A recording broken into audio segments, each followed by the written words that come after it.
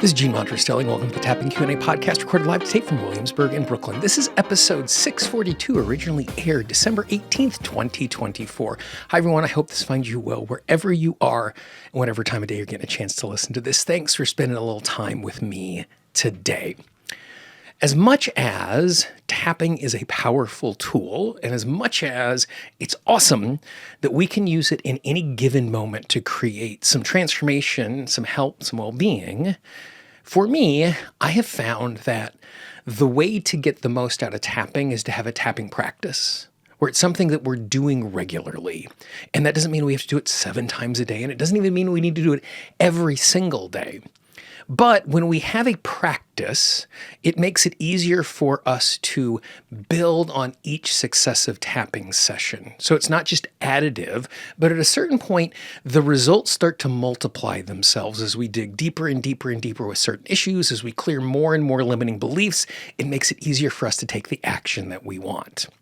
Now, simply naming the fact that we want to practice does not make a practice. So today what I want to do is I want to talk about a really simple, easy way that you can start to track your tapping sessions that will create a practice that will multiply the results and will teach you something really, really awesome so that you can build not just by doing it over and over again, but learning from the previous sessions. Now, before we do that, I just want to explain tapping is this absolutely amazing tool that I use every single day. I use it with my clients. It's something that you can self-apply. It makes a huge difference in your physical and your emotional well-being. If you are new to tapping and you'd like to learn how to tap, all you need to do is go to learntotap.com. That's learntotap.com, where I have a free guide that will explain everything you need to know so you can start adding tapping to your life. And if you just follow the little red arrow in the upper right-hand corner, it will take you to learntotap.com. The process that I'm going to share with you on how I track my tapping sessions, boy, that's a tongue twister to say, track my tapping sessions, is what has come about over the course of the last number of years. That for the last 3 years or so, every single day when I've tapped, I've tracked what has happened. And over time, it has evolved into the process that I'm about to share with you. Before we jump into it, I just want to be really, really clear. Inside of this, what I'm going to share with you is a descriptive process. I'm going to share with you, I'm going to describe what I do. This is not prescriptive. I'm not telling you exactly what you should be doing, but this is what I think about it. This is how I do it. And at the end, we can talk about how you can transform it and use it for yourself. So one other idea before we jump in and actually talk about the tracker itself, and that's how do we set goals in such a way to set ourselves up for success? Because it seems obvious. Well, I just have this goal, and therefore, because I have this goal, I have clarity and I'm going to move forward. And there's so much that has been written and studied about goals and how valuable those goals are. But there's one small tweak that you can make to a goal that will dramatically improve the likelihood of you being successful with that goal. And that one thing is to make the goal close-ended. And so what I mean by that is, instead of saying, I'm going to do something, I'm going to do something for a period of time. And there's a very specific reason why this works. So our subconscious mind resists us spending any time and energy on something that it doesn't think is going to be successful.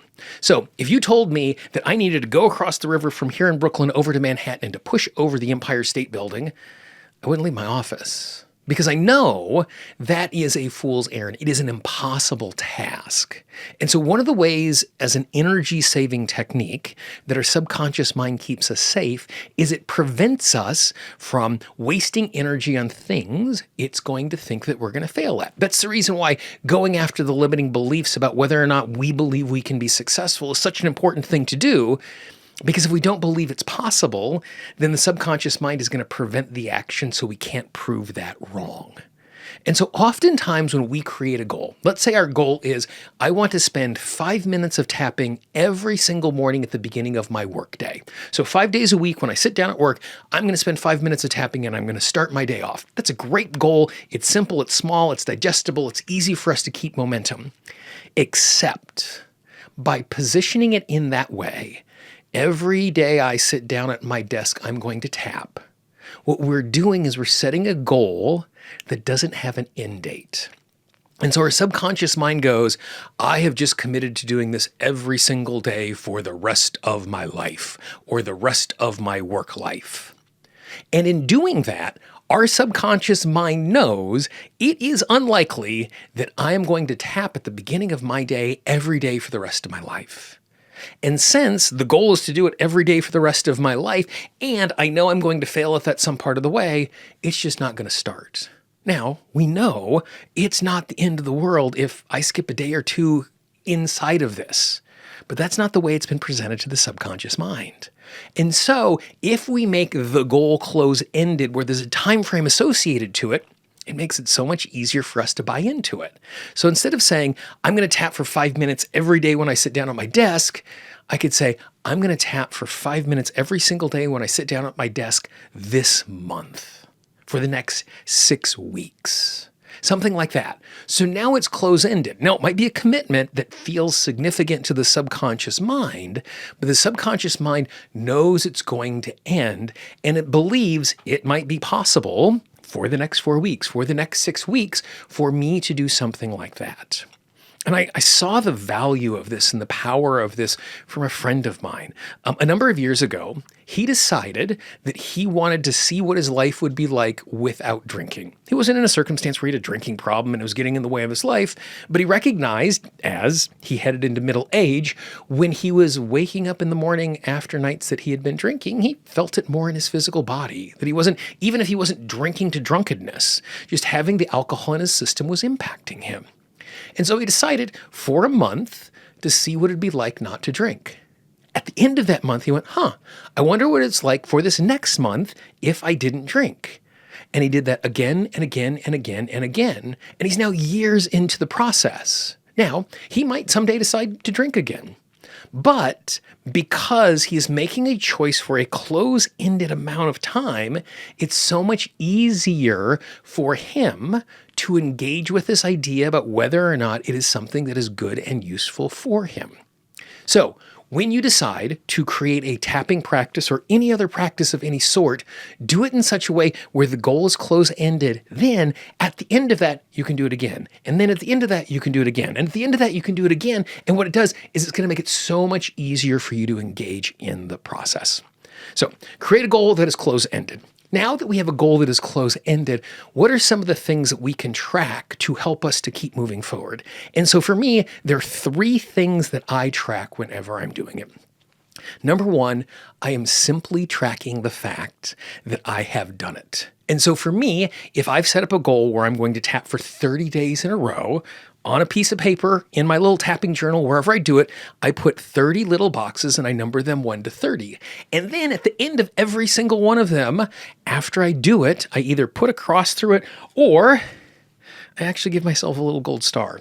Yes, I actually give myself gold stars as a 50-year-old man because I feel good when I've accomplished something. When we mark things down, we are celebrating and appreciating the fact that it has happened. And so it becomes a real benefit to it. So much so that if I'm working through my day and I do something that is not on my to-do list, I will actually go to my to-do list and I'll write the thing down just so I can cross it off. Because there's this feeling of success when we mark something that we've completed. When we name it, it becomes more significant.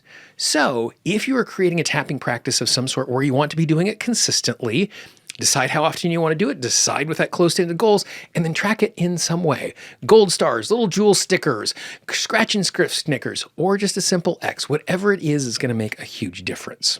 So then do the tapping you're going to do. So then there are 2 other things that I track as well as doing it. The second thing that I track is I track the tail enders.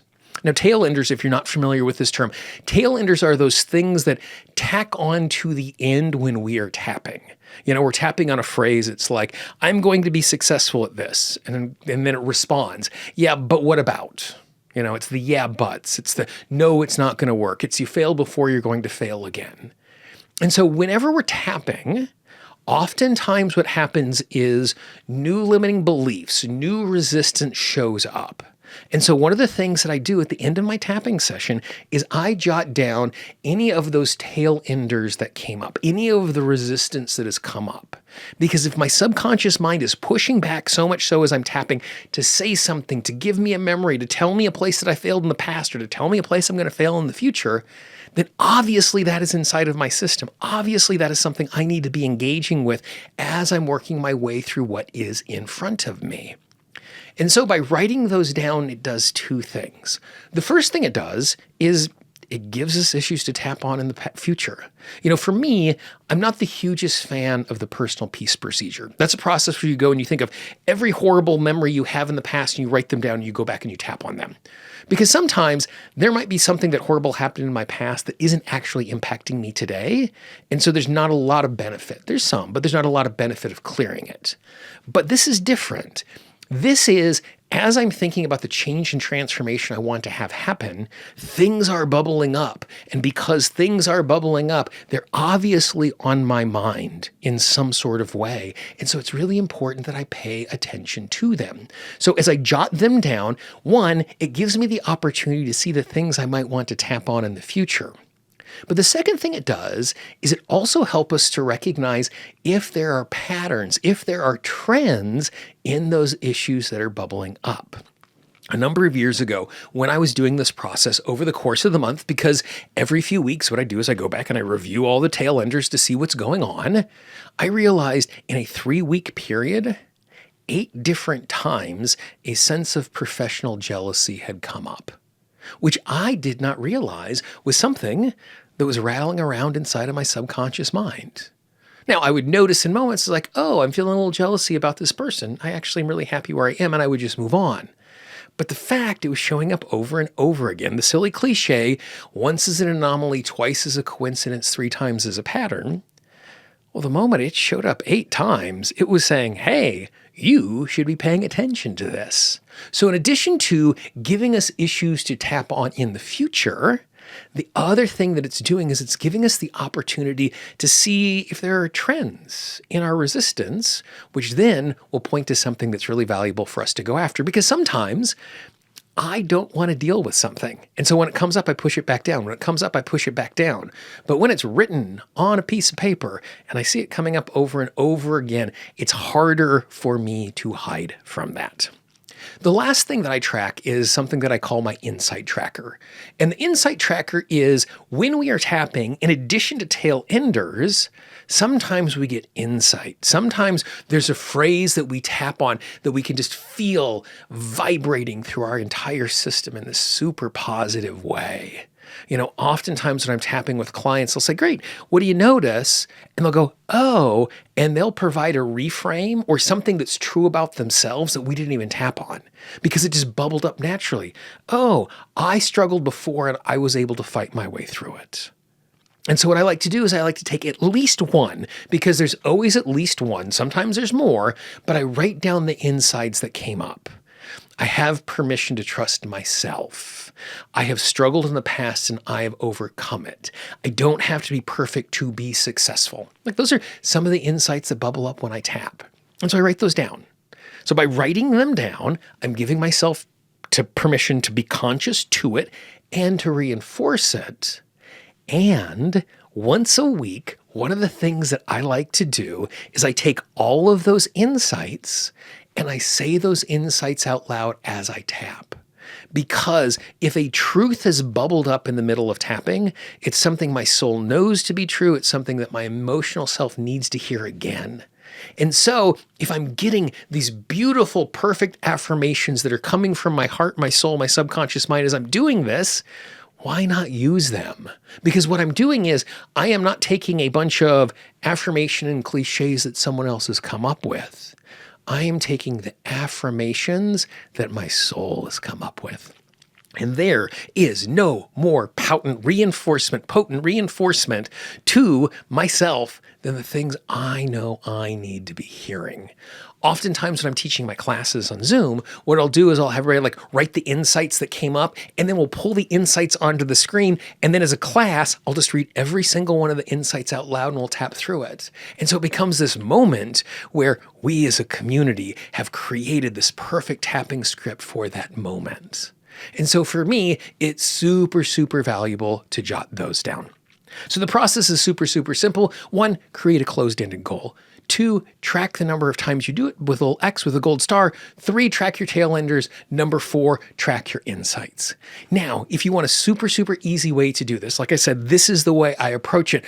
I've actually created a little PDF that you can download absolutely free. If you go to tappingqanda.com, enter your email address, I will send you a PDF book that has forms and all of this written out so you can just print them out, put them wherever you tap, cross the things off, and like I said at the beginning, this is a jumping off point for you to find a system and a process that works best for you.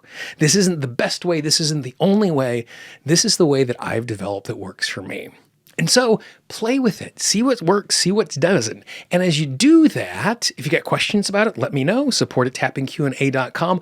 Or if you add to it, if you innovate on it, I want to hear that as well, because I know my daily tapping practice could be improved in some way, and you might have the key and the insight to that. So just drop me a note, support@tappingqanda.com. Again, you can download it, tappingtracker.com. It's a tapping tracker that's really easy to find, tappingtracker.com. As you look at the screen right now, you can see the entire archive of the Tapping Q&A podcast. Click on that playlist, go back, dive in. There's over 200 hours of training waiting for you.